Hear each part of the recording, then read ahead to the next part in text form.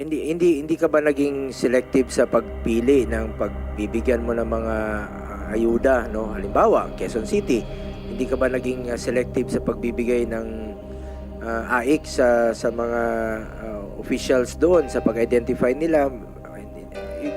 Alam mo, Secretary Rex, alam mo, bilog naman ang mundo.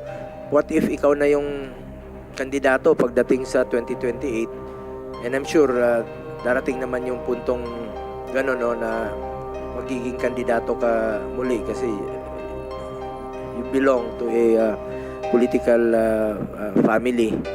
At alam nyo naman nung panahon ni dating Pangulong Duterte, ang Valenzuela ay kung ano mga pangangailangan doon sa inyong ospital, sa inyong dalawang ospital, sa mga indigents doon, when you were still the mayor, nagkapalitan na lang kayo ng iyong kapatid, ay binibigay talaga what is due, especially doon sa mga indigents, yung talagang mga kababayan nating mahihirap po.